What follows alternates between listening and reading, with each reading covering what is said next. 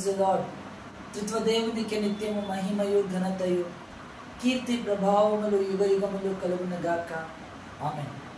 జగదైక లోక రక్షకుడు శిలువనాథుడు త్వరగా ఆకాశ మండలములోనికి మహిమ మేఘములపై రానయ్యున్న యేసుక్రీస్తు ప్రభువారి ప్రశస్తమైన నామములో ఇగ్నైట్ మెసేజెస్ యూట్యూబ్ ఛానల్ ఆత్మీయ కుటుంబ సభ్యులందరికీ శుభాభివందనాలు తెలియజేసుకుంటున్నాం. పిల్లరా, మీరందరూ ఎలా ఉన్నారు? మీరందరూ బాగున్నారా? దినదినము దేవుని వాక్యాన్ని చదువుతూ ప్రార్థిస్తూ రాకడకు సిద్ధపడుతున్నారా? యేసు రాబోతున్నారు. ఆ రాకడకు మనందరము జాగ్రత్తగా సిద్ధపడాలని ప్రభు పేట మీకు తెలియజేస్తున్నాను. ఈరోజు నాతో పాటు ఆత్మీయ సహోదరుడు బ్రదర్ అనిల్ గారు మన మధ్యలో ఉండటం చాలా సంతోషకరం. Praise lord brother. దేవునికి మహిమ కలుగును గాక. ఇన్స్టాగ్రామ్లో చాలా బలంగా దేవుని పరిచయంలో వాడబడుతున్న బ్రదర్ అనిల్ గారి గురించి మీకు ఇప్పటికే చాలా మందికి తెలుసు. సో బ్రదర్, నేను కొన్ని విషయాలు మీతో పంచుకోవడానికి ఇష్టపడుతున్నాను. ఏ బ్రదర్? ఓకే.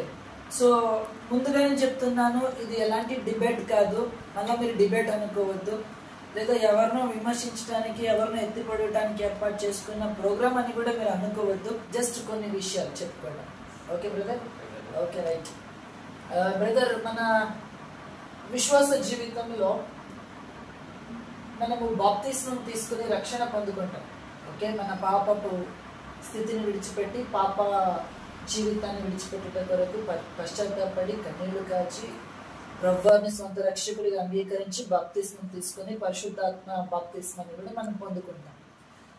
అయితే ఈ విశ్వాస యాత్రలో మన సాక్ష్యం అనేది చాలా ప్రాముఖ్యం, అవునా?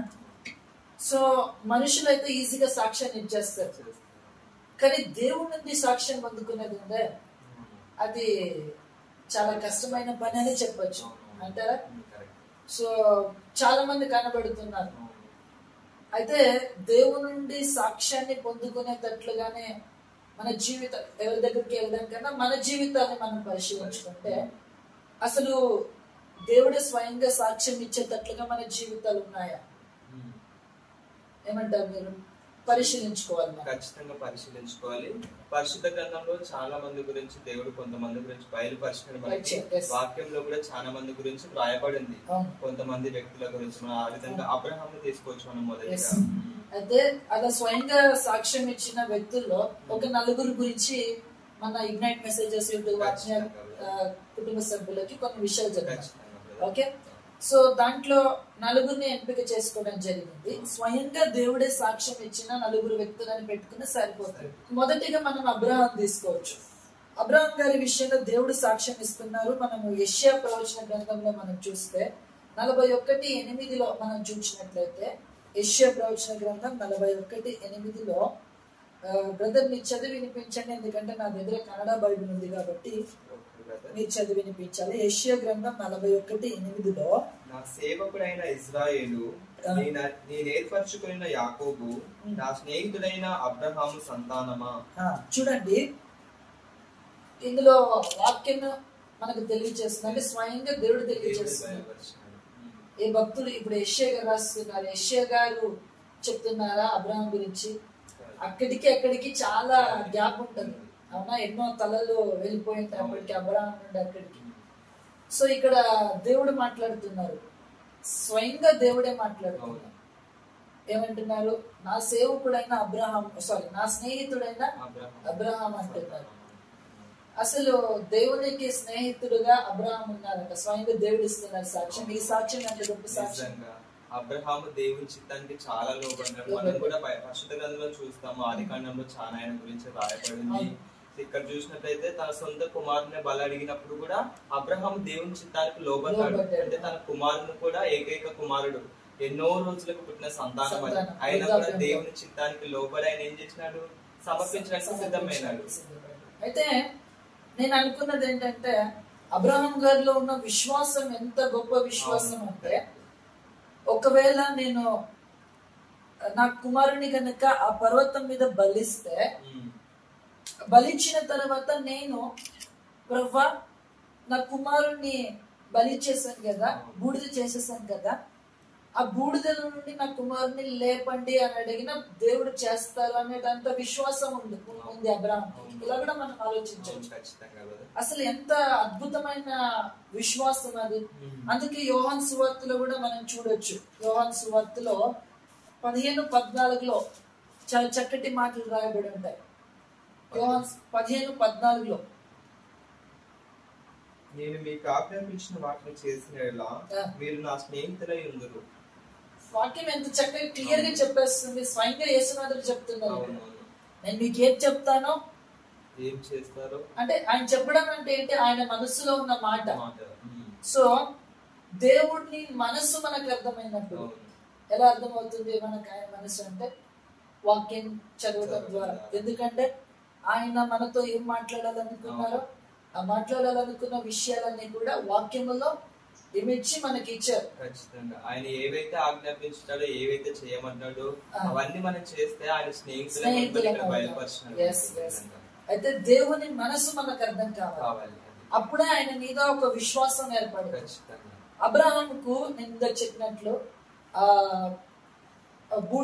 బూడిద చేస్తే నా కుమారుని లేపంటే దేవుడు లేపడానికి శక్తివంతుడు. అంటే ఆయనకున్న విశ్వాసం ఎంత గొప్పది. అందుకే సిలువ వేయబడిన తండ్రి అని కూడా పేరు ఆయనకు వచ్చింది. అయితే సిలువ వేయబడిన యేసునాథునిపై ఉంచిన విశ్వాసమునకు ఎన్నడూ కూడా ఓటమి లేదు. దేవుని నమ్మిన వారికి ఓటమి అనేది అసలు లేదు. ఓకే, తాత్కాలికంగా మనం ఓడిపోతున్నట్టుగా అనిపించవచ్చు, కానీ ఖచ్చితంగా మనకు విజయం అనేది గెలుపు మనది, అంతే కదా.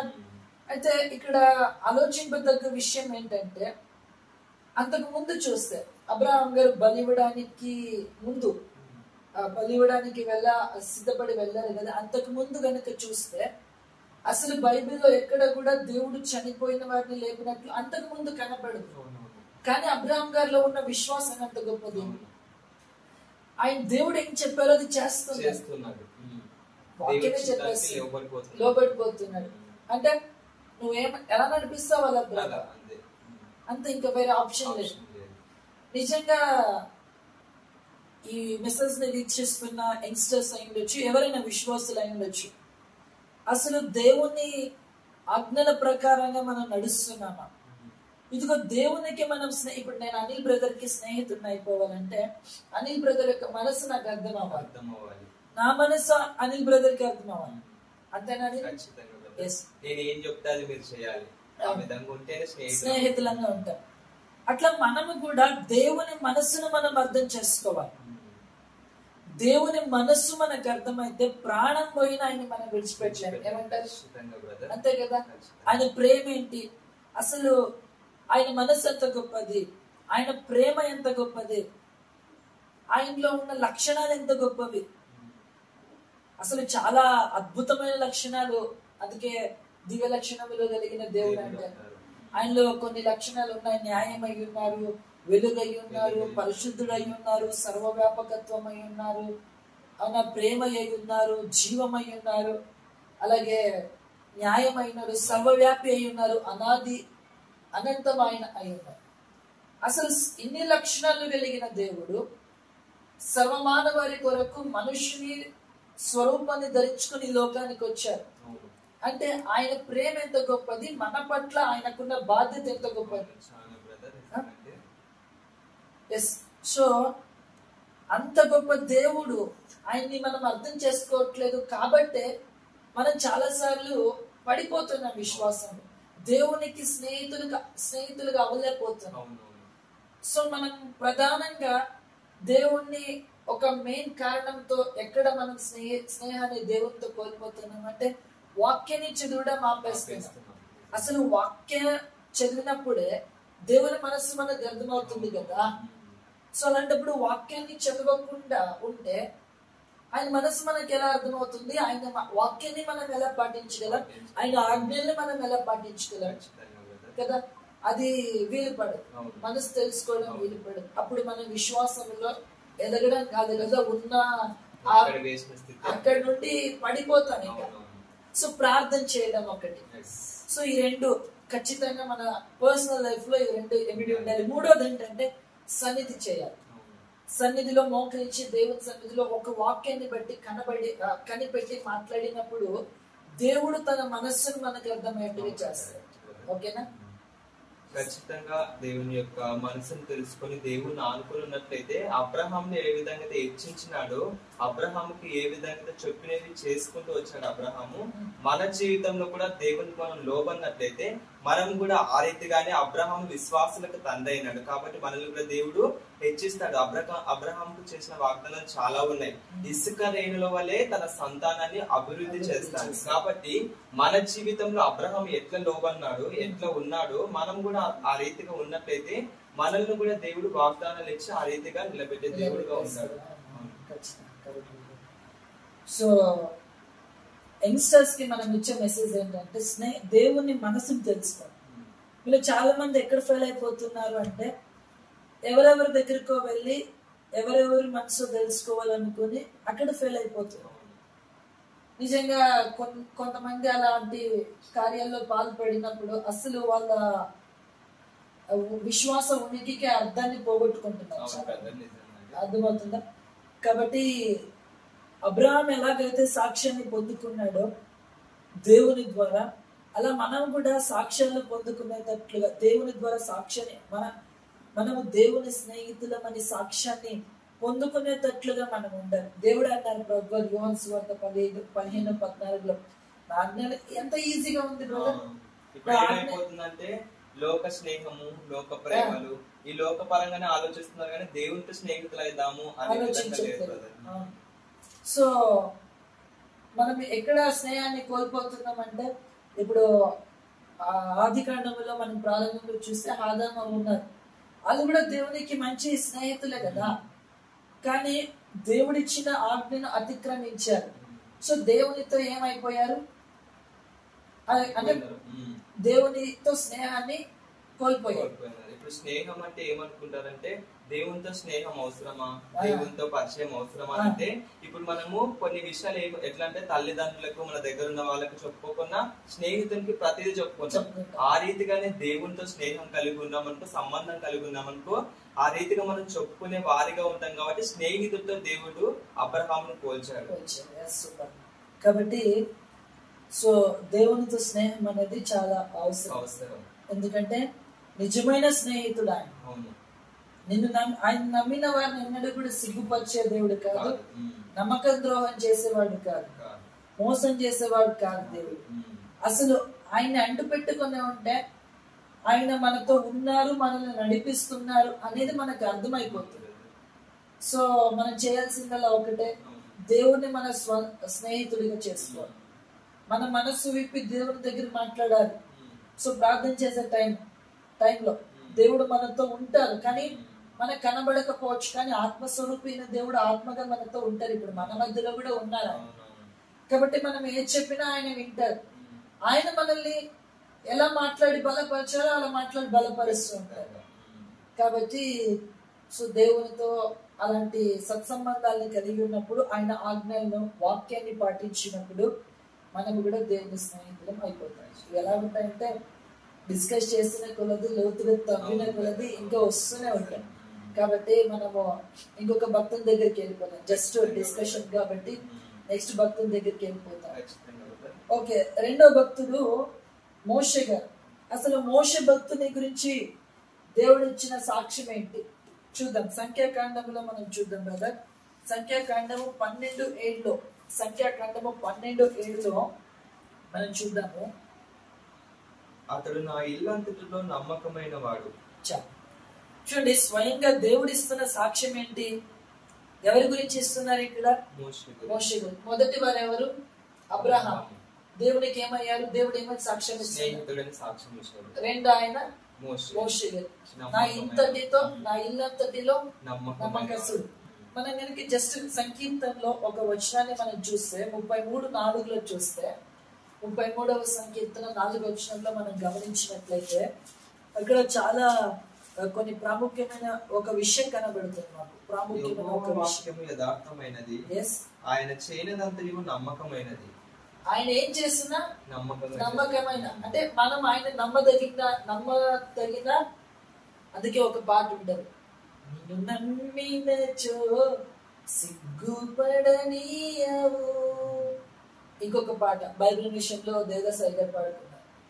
నీవే నీ నమ్మిక యేసు నాకు, నీవే నీ నమ్మిక. నమ్మదగిన వాడు, ఆ నమ్మదగిన దేవుడే మోషేని నా ఇల్లంతటిలో నమ్మకస్తుడే అంటున్నాడు. అసలు ఈ సాక్ష్యం ఎంత గొప్పది. దేవుని ఇల్లంతటిలో నమ్మకస్తుడు మోషే. ఎందుకు ఆ మాట అన్నారు? దేవుడు వెళ్ళి ఇశ్రాయేలుతో ఏం చెప్పమంటే మోషే గారు అది చెప్పారు. అసలు ఇంకో మాటలు చెప్పాలంటే ఫరో రాజు దగ్గరికి వెళ్ళి కొన్ని చేయమని చెప్పారు. దేవుడు క్వశ్చన్ చేయలేదు. దేవుడు మోషే గారు ఎప్పుడు కూడా నేను వెళ్ళను, నేను చేయను అని ధిక్కరించలేదు. దేవుని మాట లోబడ్డారు మోషే గారు. దేవుడి చేసుకుంటూ వెళ్ళి అలాగే కొండ ఎక్కి పని అంటే దేవుని సన్నిధిలో ఉన్నారు. దేవుడిచ్చినవై ఎలాగిస్తారో అలా తీసుకొచ్చి ఇశ్రాయేల్కి అందజేశారు. అంటే ఎంత నమ్మకంగా దేవుని పని చేశారు. ఈరోజు అంత నమ్మకంగా పని చేసే వాళ్ళు ఉన్నారు, లేరని అంటే తప్పైపోతుంది. చాలా మంది ఉన్నారు, కానీ వాళ్ళు తగ్గిపోవడం బాధాకరమైన సంగతి. ఏమంటారు? సో నిజంగా ఇప్పుడున్న జనరేషన్ లో నమ్మకం అంటే ఏంటంటే దేవుడిచ్చిన ఆజ్ఞలను మనం పాటించుకుంటూ ఆయన ఏం చెప్తాడో, ఎలా నడవాలో, ఎలా జీవించాలో, ఎలా బ్రతకాలో, ఈ లోకంలో మలినాన్ని మనం ఏ విధంగా అందించుకోకుండా నచ్చాలో ఆ దాంట్లో మనం నమ్మకంగా ఉండాలి. చెప్తాడు కదా దేవుడు. యేసుప్రభు కూడా ఒక ఉపమానం చెప్తాడు తలాంతుల గురించి. ఆ తలాంతుల గురించి చెప్పినప్పుడు బలానమ్మకమైన మంచి దాసుడా అని అంటాడు. కాబట్టి ఆ బలానమ్మకమైన వారిగా మనం ఉండాలంటే దేవుడు చెప్పినదాన్ని నమ్మకంగా ఉండాలి. నేను ఈ రోజు క్షమాపణ కొడతా, మళ్ళీ వెళ్ళి అదే తప్పు చేస్తా అంటే నమ్మకాన్ని నువ్వు అక్కడ కోల్పోతావు. కాబట్టి ఆ చేసిన పాపాన్ని ఒప్పుకున్న తర్వాతకి మరలా వెళ్ళి తప్పు చేయకుండా నమ్మకంగా జీవించు. ఇంకా నేను ఈ రీతిగా బతుకుతా, ఈ రీతిగా నిలబడతా అని మనం బ్రతికినట్లయితే నమ్మకంగా మనము జీవిస్తాం కదా. అంటే ఈ మోషే గారిని అంట ఈ వచనాన్ని ఈజీగా అర్థం చేసుకోవాలంటే మోషే గారిని దేవుడు నమ్మేశారు, పూర్తిగా నమ్మేశారు. అసలు దేవుడే నమ్మేటట్లుగా మన జీవితాలు ఉన్నాయో ఒకసారి పరిశీలించుకున్నాం. ఎలాగున్నా చాలా సార్లు నమ్మకాన్ని పోగొట్టేసుకుంటున్నా. ప్రభా నేను ఇంకోసారి తప్పు చేయను ఆయన అని చెప్పేసి కన్నీళ్లు కాస్తారు, మోకరిస్తారు, ప్రార్థిస్తారు. మళ్ళా లోకంలోకి వెళ్ళిపోతున్నాం చాలా సార్లు. అసలు ఇది ఎంత బాధకరమైన సంగతి. అసలు దేవుడు ఆయన ఎంత గొప్ప దేవుడు అంటే మన నమ్మకాన్ని పోగొట్టుకుంటున్నప్పటికీ కూడా మళ్ళీ ఆయన మనల్ని నమ్ముతున్నారు, ప్రేమిస్తున్నారు. అసలు మళ్ళా ఆయన మనల్ని ఎలా నమ్ముతున్నారంటే ఇప్పుడు వెళ్ళిపోయాడు మళ్ళా నా దగ్గరికి వస్తాడు అని నమ్మకం ఆయనకు. అంటే ఆయన నిజంగా ఆ మాటలు చెప్పాలంటే దేవుడు మనల్ని ఎంత ప్రేమిస్తున్నారు అని చెప్పాలంటే అది దానికి మాటలు సరిపోవు ఆ ప్రేమను వర్ణించారు. సో నేను చెప్పేది ఏంటంటే దేవుడు మనల్ని నమ్మేటట్లుగా మనం పని ఉండాలి, ఆయన సేవ ఉండాలి. చాలా మంది అనుకుంటారు ఆన్ స్టేజ్ మీద దేవుని పని చేస్తే అదే సేవ అనుకుంటారు, కానీ తెర వెనక ఏం జరుగుతుంది? ఇప్పుడు నేను మీరు ఇక్కడ ఉన్నాం, తెర ముందు మాట్లాడుతున్నాం, యోహాన్ గారు వెనుకుండి వీడియోస్ తీస్తున్నారు. అందరూ మన ఇద్దరిని చూస్తారు కానీ వెనుకున్న యోహాన్ ఎవరు చూడట్లేదు. ఎలా ఉండాలి అంటే మనము దేవుడు నమ్మేటట్లుగా మనం జీవించాలి. కాబట్టి ఈ రోజు చాలా మంది తెర ముందు ఉన్నట్లుగా తెర వెనక కనబడట్లేదు చాలా. అది సో అది కొంచెం పైకి మాత్రం నేను క్రైస్తవుడిని, నేను సేవకుడిని, మంచి పరిచర్య చేస్తా, మంచి విశ్వాసాన్ని, మంచి పాటలు పాడగలని వేషధారణ కలిగి ఉన్నాడు. దేవుడు ఏం చెప్పినాడు? వేషనైనా క్షమిస్తా గానీ వేషధారణ క్షమించాడు. కాబట్టి నమ్మకంగా ఉంటే మనము దేవునికి అనుగుణంగా జీవించగలం. సో నమ్మకాన్ని కాపాడుకోవాలి. సో యంగ్స్టర్స్ లో చాలా మంది దేవుణ్ణి నమ్మే దాంట్లోనే నువ్వు ఫెయిల్ అయిపోతే ఇంకా అన్నిట్లో నువ్వు ఫెయిల్ అయిపోతావు. నువ్వు ఆయన్ని నమ్మినప్పుడు ఆయన కూడా నిన్ను నమ్మేటట్లుగా నీ జీవితాన్ని నువ్వు కట్టుకోవాలి. ఏమంటారు కదా? అంతే కదా, మన జీవితాన్ని మనం కట్టుకోవాలి. సో కాబట్టి దేవుడు నమ్మేటట్లుగా మన జీవితాలు ఉండాలి. ఆయన్ని మనం నమ్మితే ఆయన మనల్ని నమ్మి పరిచర్యను అప్పగిస్తాడు. ఇప్పుడు నేను ఇందాక ఒక పాయింట్ చెప్పాను ఏంటంటే చాలా మంది స్టేజ్ మీద నిలబడ్డానే అదే పరిచర్య అనుకుంటారు. కానీ స్టేజ్ వెనక పరిచర్య చేయడానికి చాలా మంది ఇష్టపడరు. ఇందాక నేను చెప్పాను, మేమిద్దరము ఇక్కడ కెమెరా ముందు ఉన్నాం, కానీ కెమెరా వెనక యోహాన్ గారు ఉన్నారు. అది కూడా పరిచర్య కదా, ఎందుకంటే ఆ వ్యక్తి అక్కడ ఉండి చూసుకుంటారు. సో నేను చెప్పే విషయం ఏంటంటే, చాలా మంది స్టేజ్ పైనే చేయాలి కార్యక్రమం అనుకుంటారు, కెమెరా ముందే పాటలు పాడాలనుకుంటారు, కెమెరా ముందే వాక్యం చెప్పాలనుకుంటారు. కొంతమంది అయితే మైక్ కావాలి, మైక్ పాస్టర్ గారు బై మిస్టేక్ గా ఆ రోజు పాట పాస్టర్ గారు నేను పాట పాడుతానని ఎవరో ఒక సిస్టర్ చెప్తారు అనుకోండి, ఆ టైంలో పాస్టర్ గారు మర్చిపోయారు లేదా టైం వీలు పడక ఆ వ్యక్తికి అవకాశం ఇవ్వలేదు అనుకోండి, ఇంకా పాస్టర్ అని కూడా చూడు ఎడావడా వాయించేస్తారు. అయితే తెర ముందు కనబడాలనుకుంటారు, కానీ తెర ముందు చేసేది సేవ అనుకుంటారు, కానీ తెర వెనుక చేసేది కూడా చాలా సేవ. అందుకే ఎఫెసీ 2:10 ఒక మాట ఉంటది, ఏమంటే సకల సత్కార్యములు చేయుటకై క్రీస్తు యేసునందు మనము సృష్టించబడ్డామని ఒక మాట ఉంటది. సకల సత్కార్యములు, అన్ని మంచి కార్యములు చేయడానికి, అనగా దేవుడు మహిమపరచబడే ప్రతి కార్యము కూడా సేవ కిందకే వస్తుంది. ఒప్పుకుంటారు? ఇప్పుడు మీరు కూడా రీసెంట్ గా మీ చర్చ్ లో అక్టోబర్ 8కి శునేమి అక్క వాళ్ళ మీటింగ్స్ జరుగుతుంది. సో రాత్రి అనక పగలనక పోస్టర్స్ ని ఎక్కడెక్కడ స్టిచ్ చేయడానికి ఎంత ప్రయాసపడి వెళ్తున్నారు.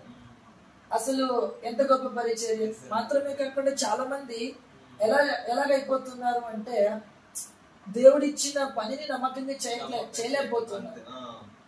ఎవరో చూడాలి, వాళ్ళు చూడాలి, పాస్టర్లు చూడాలి, నన్ను మెచ్చుకోవాలి అనే రీతిలో ఉన్నారు, కానీ దేవుడు మెచ్చుకోవాలనే ఆలోచన మాత్రం చాలా అరుదుగా.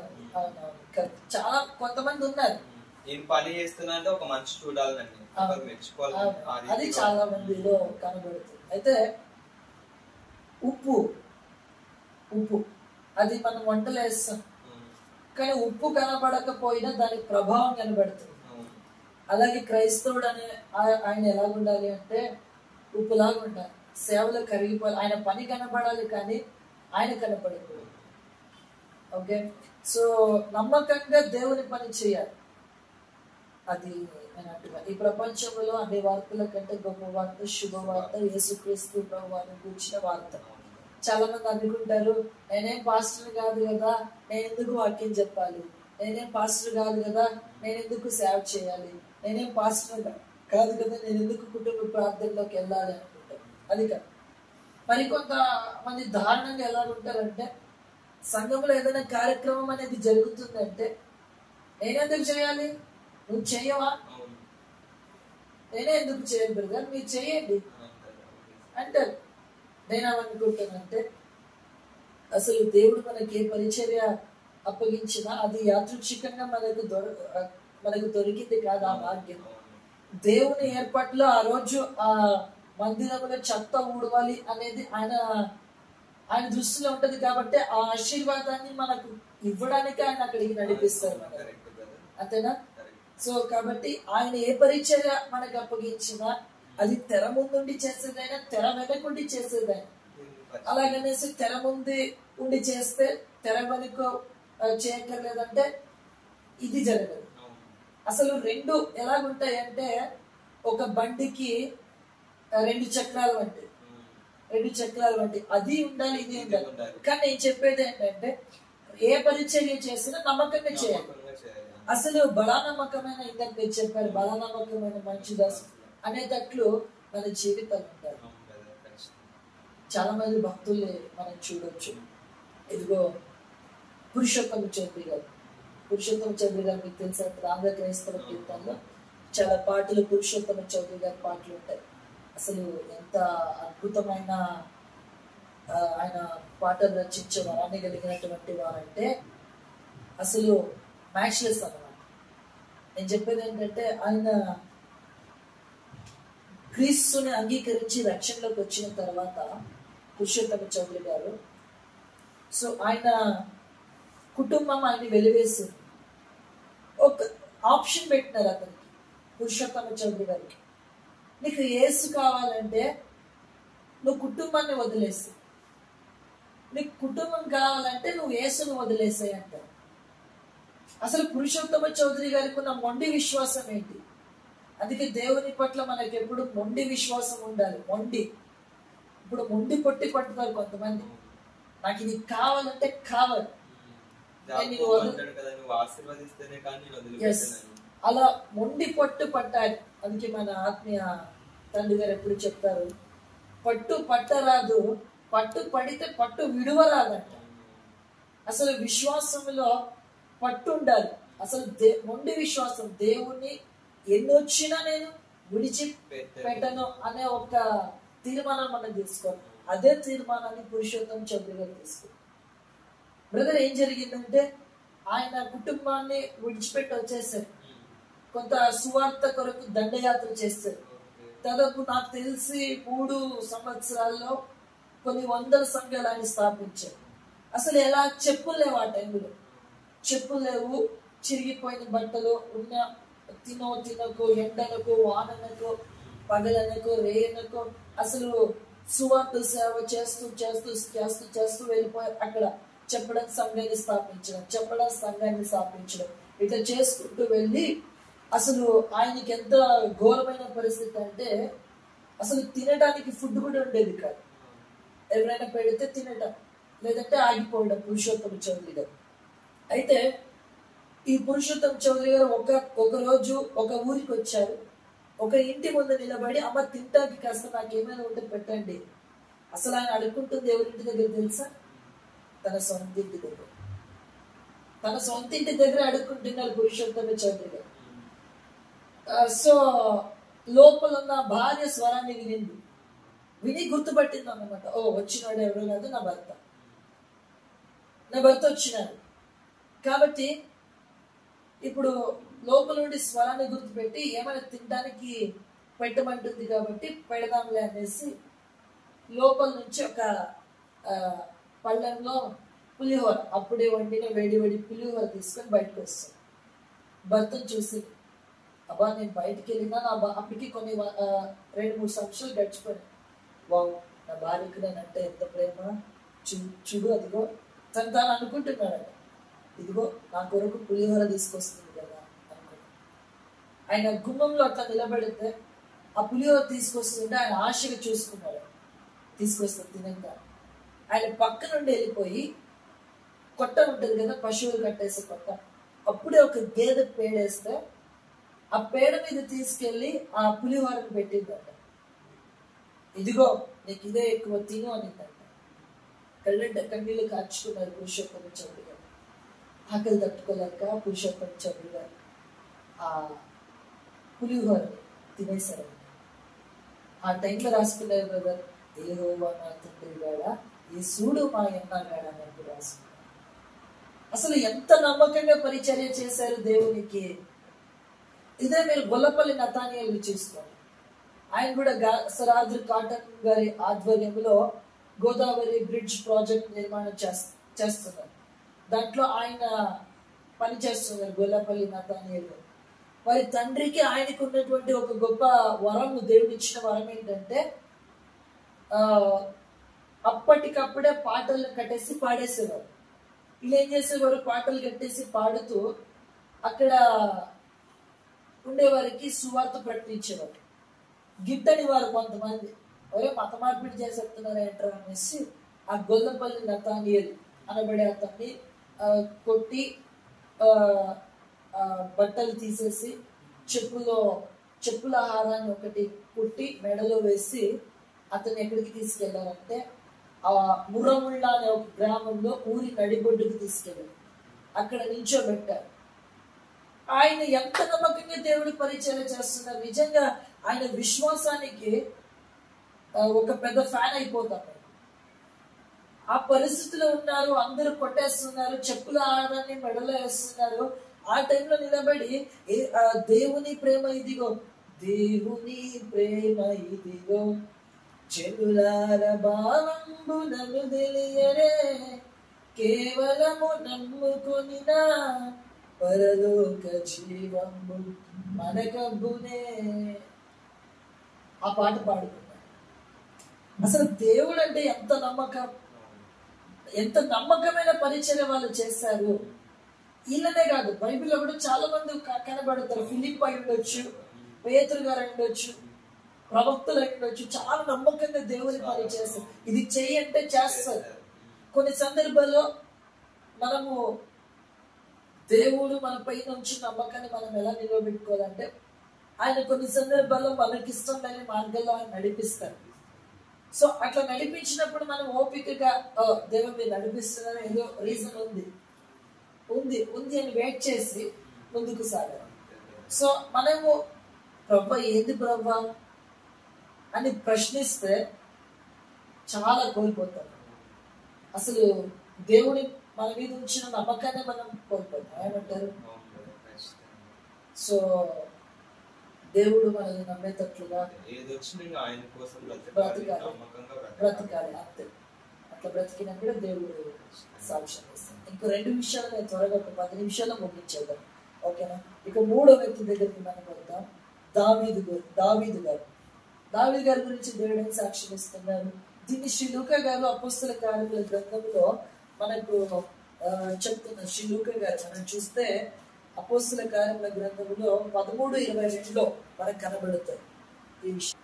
అపోస్తల కార్యముల గ్రంథం. తరువాత అతన్ని తొలగించి దావీదును వారికి రాజుగా ఏర్పరిచింది. మరియు ఆయన, నేను యెష్షయి కుమారుడైన దావీదును కనుగొంటిని, అతడు నా ఇష్టానుసారుడైన మనుషుడు. చూడండి, దేవుడు సాక్ష్యం ఇస్తున్నాడు. ఇష్టానుసారంగా బ్రతికాడు. దేవుని చిత్తానుసారంగా ఇష్టానుసారంగా బ్రతకడమే గొప్ప ధన్యత. అవునా? చాలా మంది దేవునికి ఇష్టలై ఉండుట కోల్పోతున్నారు. పరిశుద్ధత లేకుండా దేవునికి ఇష్టలై ఉండుట అసాధ్యమని దేవుడు కూడా సెలవించింది. కాబట్టి దావీదు ఇష్టంగా ఉన్నాడు దేవునికి అంటే పరిశుద్ధంగా ఉన్నాడు. కానీ ఒకప్పుడు తప్పిపోయినట్లే, ఒకసారి తప్పిపోయాడు. తను బత్షెబతో పాపం చేశాడు, సంవత్సరం పాటు దేవునికి తొలగిపోయాడు. కానీ మరలా దేవుని దగ్గరకు వచ్చి పశ్చాత్తాపడిన తర్వాతకి మరలా పాపం వైపు ఆయన కన్నెత్తి కూడా చూడలేదు, మరలా పాపం జోలికి ఆయన వెళ్ళలేదు. పరిశుద్ధంగా జీవించాడు కాబట్టి దేవునికి ఇష్టానుసారమైన, దేవుని వాక్యమే సెలవిస్తుంది పరిశుద్ధంగా ఉన్నట్లా దేవుని ఇష్టానుసారంగా మనం ఉంటామని. కాబట్టి మనం కూడా పరిశుద్ధంగా పవిత్రంగా దేవునికి లోబడి దేవుని ఆజ్ఞలు మనము అతిక్రమించకుండా వెళ్ళినట్లయితే మనం పరిశుద్ధంగా ఉన్నట్లయితే దేవునికి ఇష్టానుసారంగా మనం బ్రతుకుతాం. అందుకే దేవుడు పరిశుద్ధుడని అన్నారు. యెషయా గ్రంథంలో మనం చూస్తాం, పరిశుద్ధుడు పరిశుద్ధుడు పరిశుద్ధుడు అని గాన ప్రతిగానముల చేత దేవదూతల చేత కొనియాడబడుతున్నాడు. ఆ పరిశుద్ధుడైన దేవునికి ఒక ఇష్టం ఉంది. ఏంటి ఆ ఇష్టం అంటే, నేను పరిశుద్ధుడై ఉన్నట్లు మీరును పరిశుద్ధులై ఆయన ఇష్టపడుతున్నారు మనల్ని పరిశుద్ధులుగా ఉండటానికి. అసలు ఒకప్పుడైతే మనము పాపులం, యేసుక్రీస్తు ప్రభువారి రక్తము చేత కడగబడిన తర్వాత మనము కూడా ఏమైపోయాము? పరిశుద్ధులమైపోయాము. అంటే యేసు రక్తమే ప్రతి పాపము నుండి మనల్ని విడిపించడం అని లేఖన భాగంలో మనం చూస్తున్నాం. యేసుక్రీస్తు ప్రభువారి రక్తమే కదా మనల్ని విడిపించింది. ఆయన పరిశుద్ధులై ఉండండి అని మాత్రమే చెప్పకుండా మనము పరిశుద్ధులమై ఉండటానికి, జీవించడానికి ఆయన ఏం చేయాలో ఆ కార్యాన్ని దేవుడు చేసేసారు. ఇది చాలా అద్భుతమైన పాయింట్. సో ఇప్పుడు ఈ బైబిల్ ఉంది, ఇప్పటికైతే ఇక్కడ గోల్డ్ వచ్చేసింది. ఐ థింక్ ఒక 10 years కింద మనం చూస్తే బైబిల్ బ్లాక్ కలర్ గా, ఈ పైన కవర్ బ్లాక్ కలర్ గా ఉంటే లోపల వైట్ గా ఇప్పుడు ఎలాగో ఉండగానే ఉంది. కానీ ఆ బైబిల్స్ కి ఇక్కడ రెడ్ కలర్ లో ఉండేది. సో ఇప్పుడు గోల్డ్ కూడా ఉంది, అది కూడా నేను చెప్తాను. సో ఇప్పుడు మనిషి యొక్క హృదయము ఇలా ఉందంట. యేసు సిలువ వేయబడ్డానికి ముందు వారి జీవితం ఇట్లా ఉంది. సో ఈ మనిషి యొక్క హృదయం మీద యేసు రక్తము పడిందంట. అప్పుడు మనిషి యొక్క జీవితము తెల్లగా పరిశుద్ధంగా మారిపోయిందంట. ఇక్కడ గోల్డ్ ఉంది. మరి గోల్డ్ దేనికి సాదృశ్యం అంటే విలువైనది. సో విలువైనది యేసు రక్తమే కదా. ఆ యేసు రక్తం ఈ నల్లటి హృదయం ఉందా, ఈ నల్లటి హృదయం మీద యేసునాథుడు రక్తాన్ని కాస్తే మన పాపము నుండి మన విడుదల పొంది ఇలా తెల్లగైపోయింది. సో మనం ఆయన పరిశుద్ధ పరిచాడు. సో నేను పరిశుద్ధులై ఉండినట్లు మీరు పరిశుద్ధులై ఉండండి. అందుకే యేసునాథుడు మొదటి రాకలో పాపుల కొరకు ఆయన వచ్చారు, ఆ రక్తాన్ని ఇవ్వడానికి వచ్చారు. కానీ రెండవ రాకల్లో ఆయన ఎందుకు రాబోతున్నారు? పరిశుద్ధుల కొరకు ఆయన రాబోతున్నారు, రక్షితుల కొరకు ఆయన రాబోతున్నారు, పాపుల కోసం వచ్చినాడు, ఇప్పుడు పరిశుద్ధుల కొరకు రాబోతున్నారు. అందుకే ఆయన చెప్తున్నారు, నేను ఉండే స్థలంలో మీరు ఉండాలి అని కోరుతున్నాడు. ఎలా ఉండగలం మనం? పరిశుద్ధులై జీవిస్తూనే కదా. అందుకే నేను పరిశుద్ధులై ఉండినట్లు మీరు పరిశుద్ధులై ఉండు అని దేవుడు చెప్తున్నాడు. అసలు అన్ని లక్షణాలు రాజలక్షణము పరిశుద్ధత ఏంటి? అన్ని లక్షణాలు రాజలక్షణం పరిశుద్ధత. ఈ పరిశుద్ధత ఉంటే ఇక అన్ని ఉన్నట్లే. రాజలక్షణం ఈ పరిశుద్ధత ఉంటే ఇక అన్ని ఉన్నట్లే. అందుకే యోసేఫ్ గారు తను చెరసాల్లోకి వెళ్ళడానికి కూడా సిద్ధపడ్డాడు, కానీ క్యారెక్టర్ ని కోల్పోవడానికి ఇష్టపడ్డాడు, పరిశుద్ధతను కోల్పోవడానికి ఇష్టపడ్డాడు. మనం పరిశుద్ధంగా ఉన్నప్పుడే లోకానికి మనం మాదిరి ఇవ్వగలము, ప్రభువుకి మనం ఇష్టలం అయి ఉండగలం. అఫ్ కోర్స్ ఇందాక నేను చెప్పినట్లు దావీదు ఉన్నాడు, పాపంలో పడిపోయాడు, మళ్ళా దేవుని దగ్గరికి వచ్చేసాడు. సో మనందరము కూడా ఏదో ఒక విషయంలో పడిపోక తప్పదు. ఈ లోకంలో ఉన్నంత వరకు ఈ లోకంలో ఉన్నటువంటి మలయాళం ఖచ్చితంగా మనం అనిపించుకుంటుంటాం. అవి మనం వాటి దగ్గరికి పోయినా అవి మన దగ్గరకు వస్తూ ఉంటాయి. కాబట్టి మనం ఏం చేయాలి? ఏసేపు కూడా అదే విధంగా సంఘటన ఎదురయ్యింది. ఆ యొక్క పోతీఫర్ భార్య ఏసేపును ప్రేరేపించడానికి పోతే ఏం జరుగుతుంది? ఏసేపు అక్కడి నుంచి పారిపోతాడు.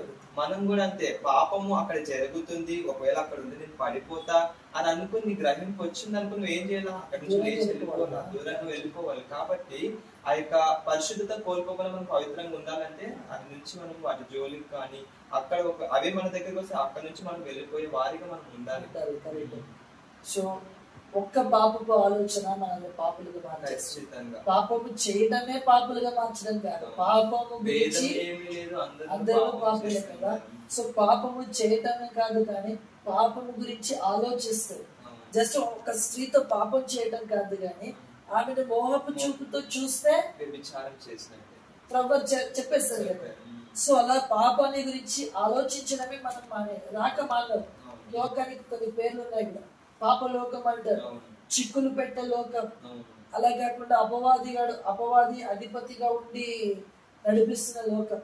కానీ ఈ లోకంలో మన పరిశుద్ధత పోగొట్టుకునేటువంటి సంగతులు అలాంటి చాలా వచ్చేస్తాయి, మన దగ్గరకు వచ్చేస్తాయి. అందుకే అయ్యగారు ఏదో దేవసాయి గారు ఏదో పాడుతున్నారు, పక్కనే ఉన్నాడు పగవాడు మన చెక్కికి చేరాడు శనిగాడు. ఎవరా శనిగాడు? అపవాదిగాడు మన దగ్గర ఉంటాడు, తిరిగేస్తున్నాడు. కాబట్టి చెప్పే పాయింట్ ఏంటంటే పాపం గురించి ఆలోచించకుండా ఉండడం చాలా కష్టం. కానీ మన మైండ్ అనేది పాపం నుండి డైవర్ట్ చేసుకోవాలి. ఎలాగా? మనకి దేవుడు ఇచ్చేస్తారు కదా ఈ వాక్యం. అందుకే ఈ వాక్యాన్ని మనం ఎప్పుడు కూడా నెగ్లెక్ట్ చేయాలి. అందుకే చాలాసార్లు గూగుల్ మీట్ లో కూడా నేను చెప్తుంటాను, వాక్యాన్ని మీరు ఎప్పుడు కూడా నిర్లక్ష్యం చేయవద్దు అని చెప్తాను. ఎందుకంటే దేవుడు మాట్లాడుతుంటాడు కాబట్టి ఆ జోలికి వెళ్ళాల్సిన అవసరం ఉంటుంది. సో చాలా మంది కొన్ని డిప్రెషన్స్ లోకి వెళ్ళిపోయి మైండ్ బ్లాక్ అయిపోతుంది, వాళ్ళకి ఎంప్టీ మైండ్ అయిపోతుంది.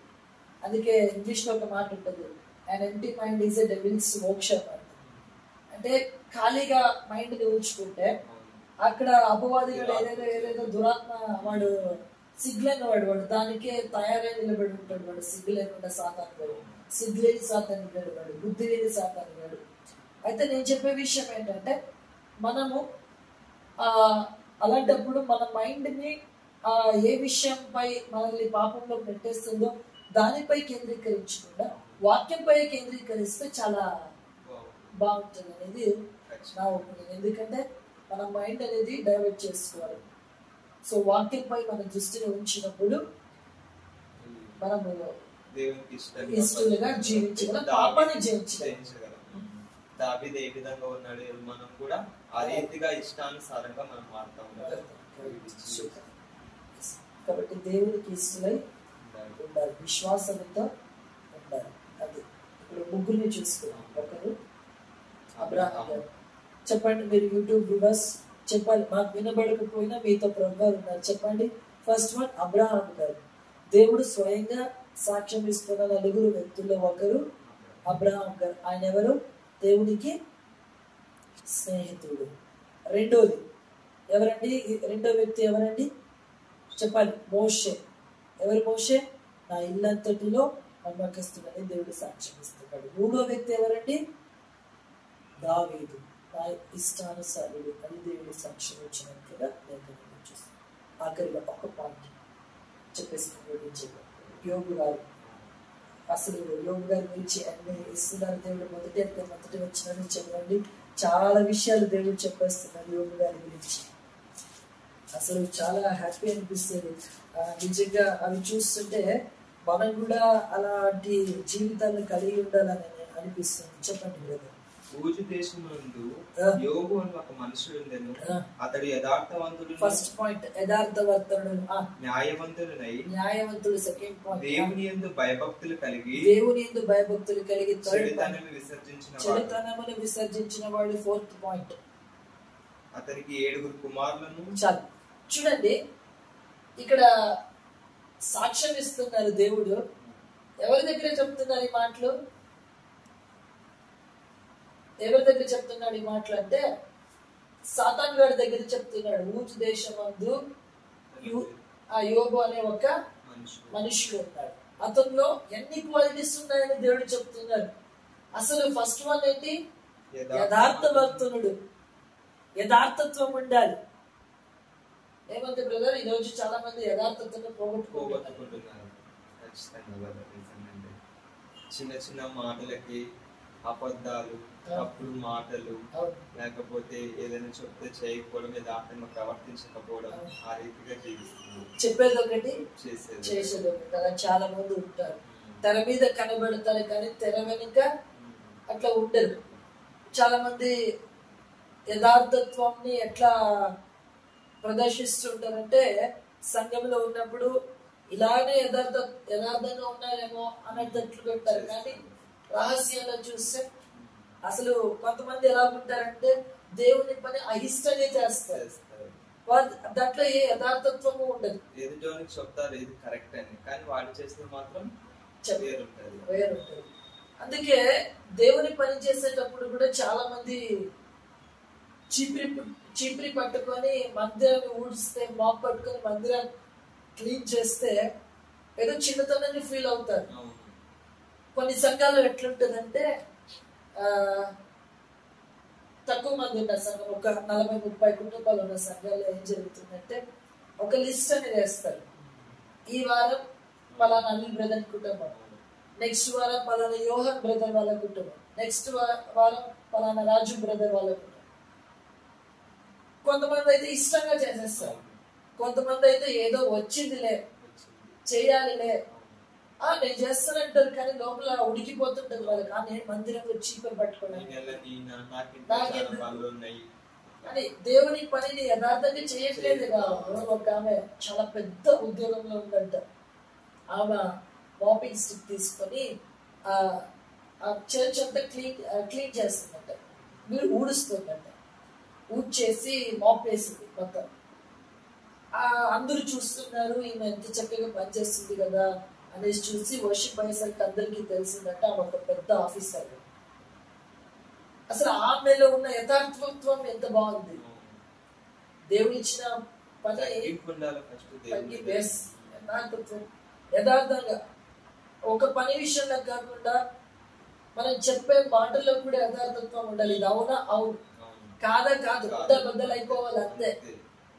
అనుకుంటారు ఏదో చేస్తారు, నన్ను తప్పు అనుకుంటారేమో అనే ప్రస్తావన ఉండకూడదు.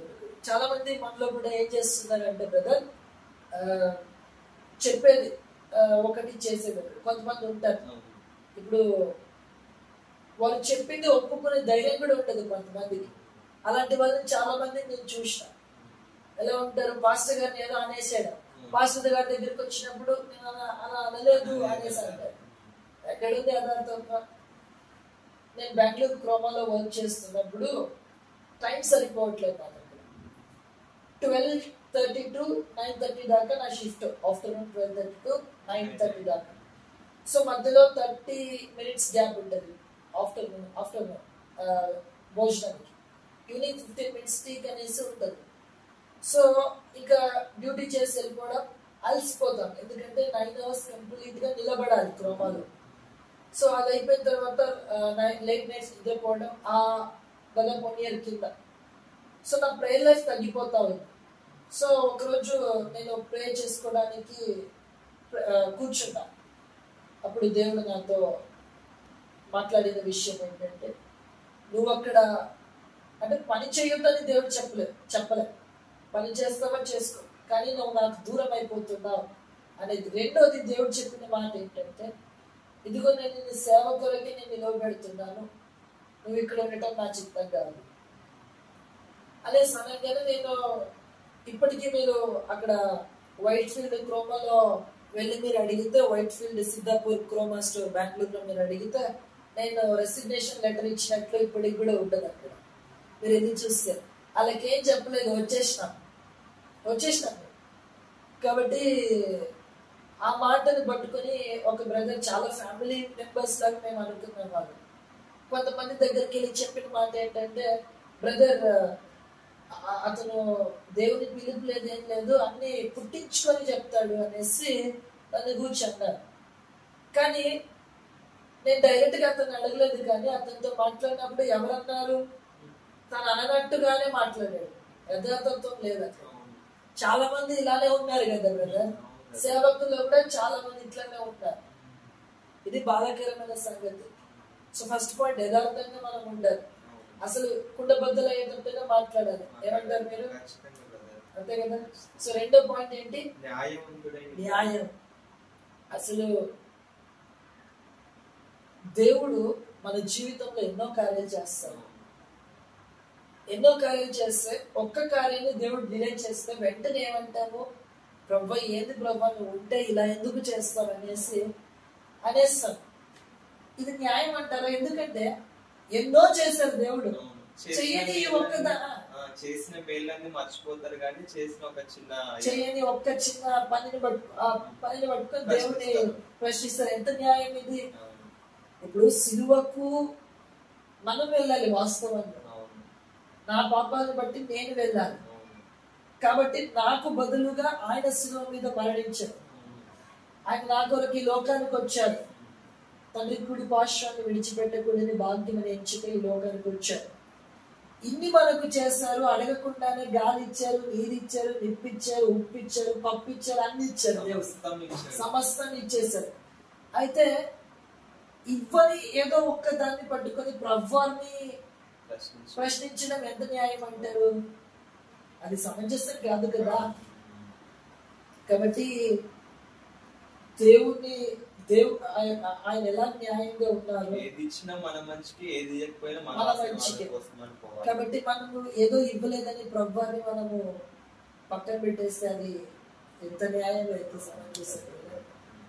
కాబట్టి న్యాయంగా ఉండాలి. దేవుని సేవించే విషయంలో న్యాయంగా సేవించాలి. మాత్రమే కాకుండా మనం చేసే పనులలో కూడా న్యాయం ఉండాలి. చాలా మంది ఏం చేస్తుంటారంటే ఉండకూడదు.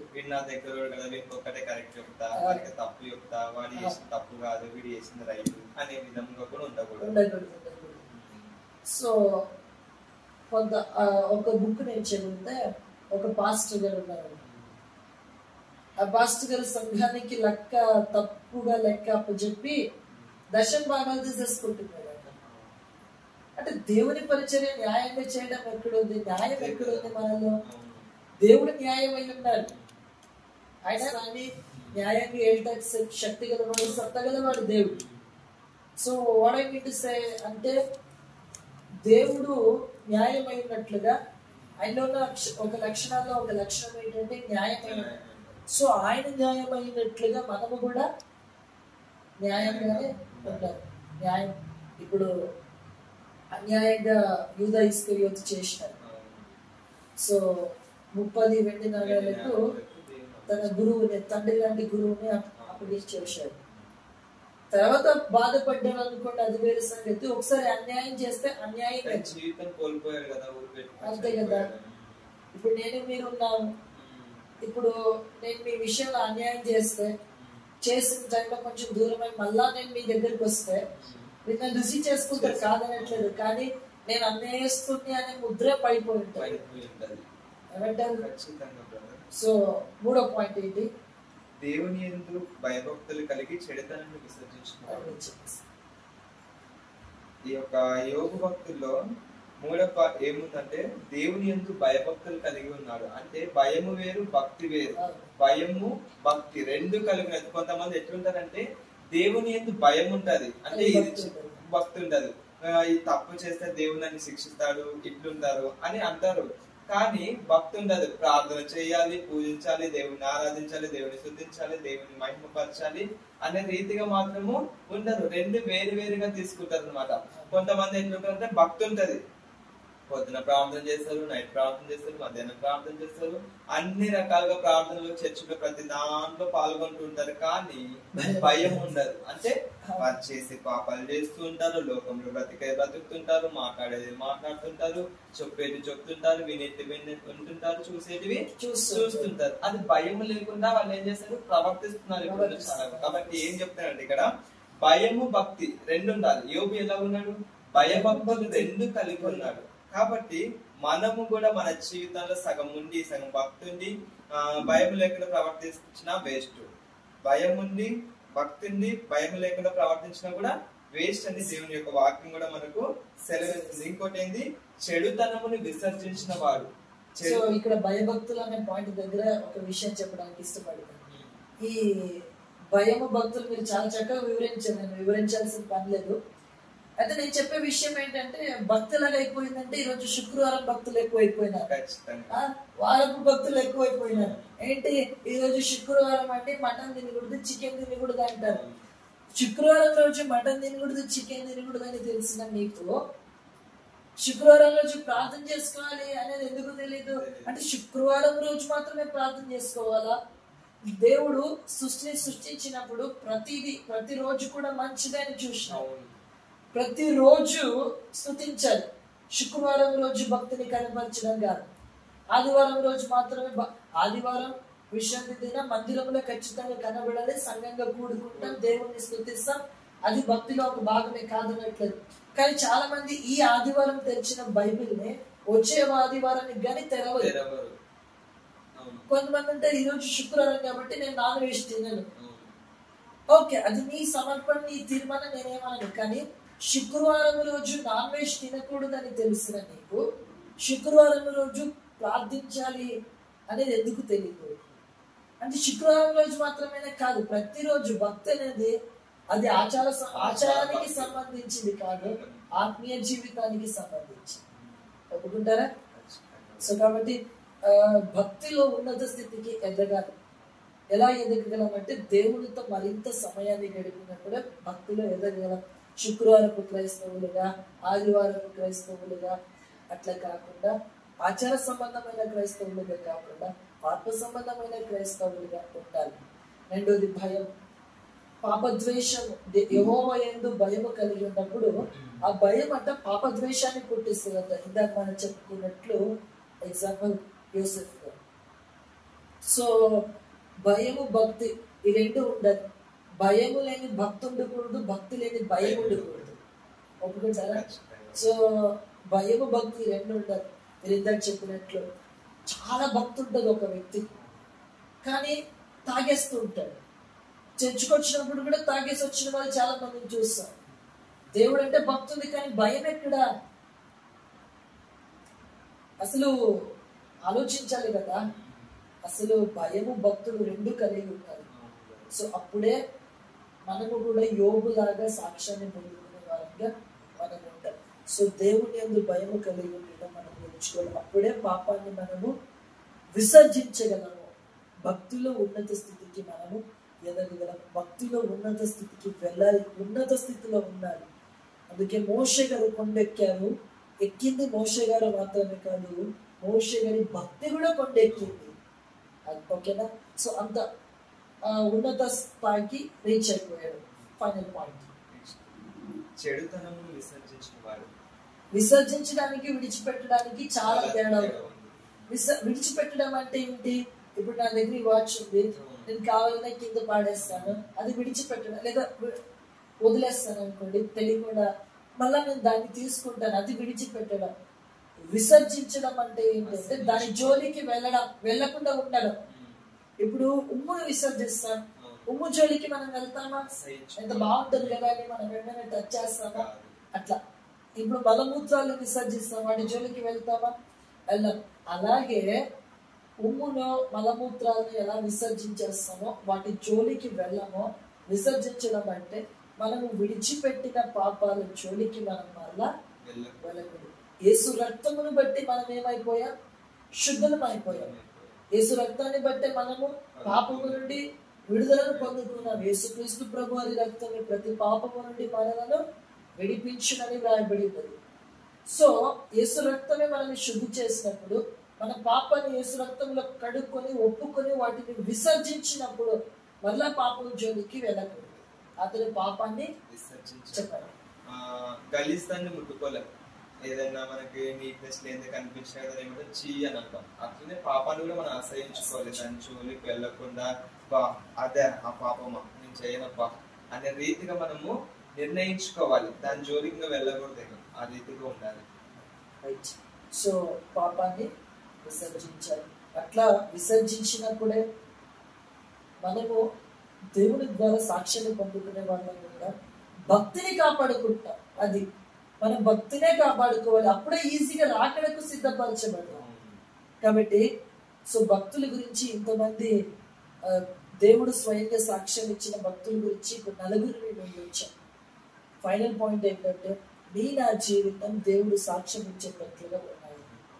మన బ్రదర్, దేవుడు సాక్ష్యం ఇచ్చేటట్లుగా మన జీవితాలు ఉన్నాయి. మనం ఎలా బ్రతుకుతాం? సాక్ష్యం ఇచ్చేదా మన స్వామి యేసు దేవుడనొచ్చు సాక్ష్యం ఇచ్చేదా. భక్తుడు పాడుకుంటున్నాడు, స్వామి యేసు దేవుడు అనొచ్చు నేనేం చేస్తాను? సాక్ష్యం ఇస్తానని భక్తుడు తెలియజేస్తాను. సాక్ష్యం ఇవ్వాలి. ఎలా యేసు మన కొరకు ఏం చేశారో అట్లా లోకానికి సాక్ష్యాన్ని ఇచ్చే వారంగా మనం ఉంటే దేవుడు మనల గురించి సాక్ష్యం ఇస్తాడు. మన పరిశుద్ధతను కాపాడుకోవడం ఒక గొప్ప సాక్ష్యం. ప్రార్థన జీవితాన్ని కలిగి ఉండటం, వాక్యమును ధ్యానించడం కలిగి ఉండటం, సంఘ సహవాసంలో ఉండటం, ప్రభు భోజన సంస్కారంలో పాల్పంచుకోవడం, ఇవన్నీ సాక్ష్యం. మనము సాక్ష్యంలో ఒక భాగమే ఇవన్నీ కూడా. కాబట్టి మన సాక్ష్యం ఎలా ఉండాలంటే పరిమళ వాసనగా ఉండాలి.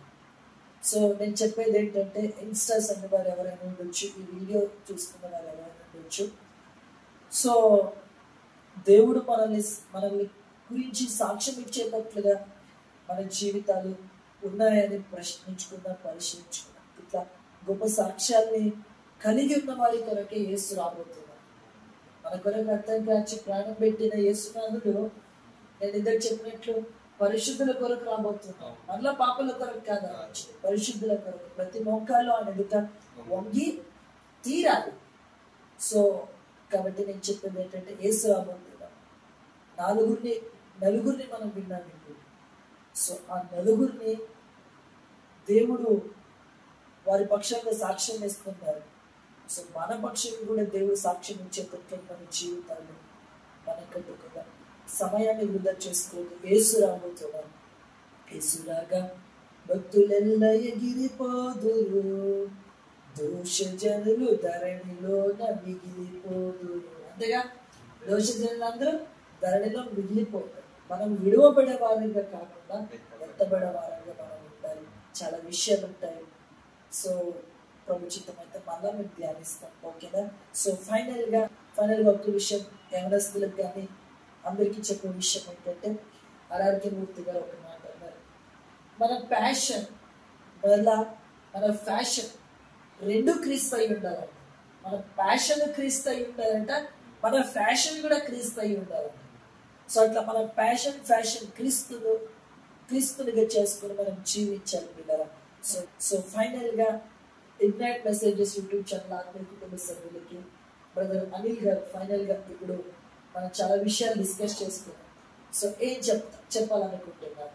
ఈ లోకంలో బ్రతుకుతున్న అందరికీ ఈ యొక్క భక్తులు మనకి ఒక ఆధారం. దేవుడే సాక్ష్యం ఇస్తున్నాడు కాబట్టి వీరి గురించి వీరు ఏ విధంగా నడుచుకున్నారు, వీరిని ఆధారంగా తీసుకొని మనం జీవించినట్లయితే ఖచ్చితంగా దేవుని స్నేహితులమై ఉండి, దేవునికి నమ్మకంగా ఉండి, దేవుని యొక్క ఇష్టానుసారులుగా, దేవుని యొక్క యథార్థవంతులుగా మనము జీవించే వారికి మనం ఉన్నట్లయితే ఆయన ఏ విధంగా వీరికి పేర్లు పెట్టాడో, ఏ విధంగా వీరికి దగ్గర సంబంధంగా చేసుకున్నాడో మనల్ని కూడా దేవుడు ఆ రీతిగా సాక్ష్యం ఇచ్చే వారిగా ఉంటాడని మీకు తెలియజేస్తున్నాను. కాబట్టి మీరు కూడా మీ ఆత్మీయ జీవితంలో ఈ విధంగా బలపడుతూ ఆత్మీయ జీవితాన్ని మీ యొక్క జీవితాల్లో ముందుకు తీసుకుని వెళ్తూ పరిశుద్ధంగా పవిత్రంగా ఈ లోకమైన మలినమైన జోలికి మీరు వెళ్లకుండా జీవించాలని మీకు తెలియజేస్తున్నాను.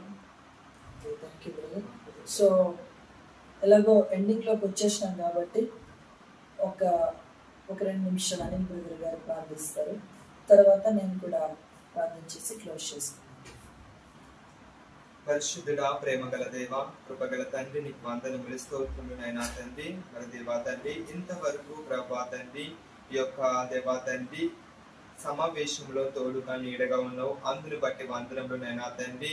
ప్రభా మీ చిత్త ప్రకారము దేవా తండ్రి మీరు ఇచ్చినటువంటి సాక్ష్యాలను బట్టి ప్రభా నలుగురు వ్యక్తుల గురించి మేము మాట్లాడుకొని ఉన్నాం. అందుని బట్టి కూడా నీకు వందనములు స్తోత్రములు దేవా తండ్రి.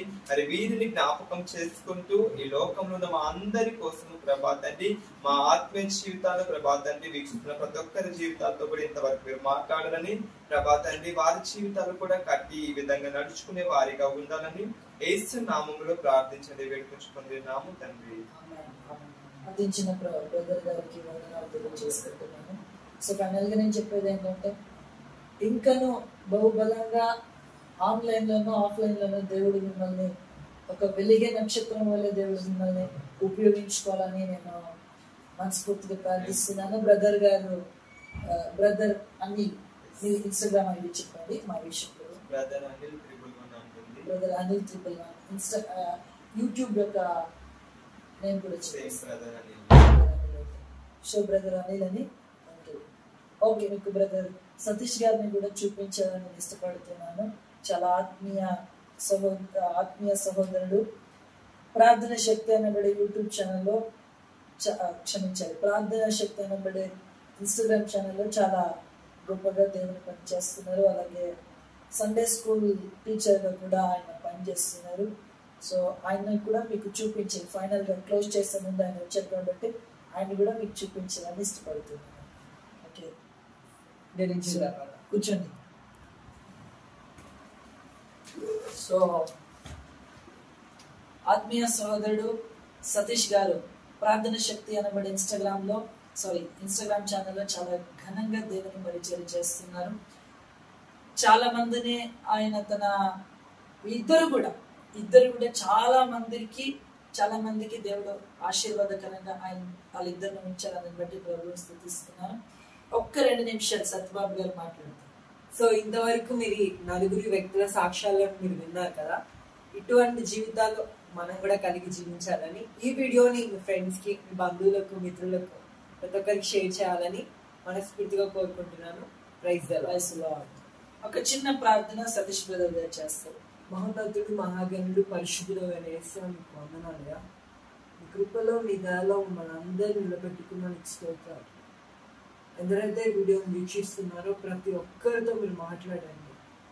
చక్కటి సాక్ష్యాల ద్వారా ప్రభావ ప్రతి ఒక్కరి హృదయాలను మీరు కదిలించమని ప్రార్థిస్తున్నాను. అద్భుతమైన కార్యాలను జరిగించండి యేసయ్య. ఉన్నతమైన స్థితిలో మీకు నడిపించే దేవుడు నీవు మాత్రమే ప్రభా.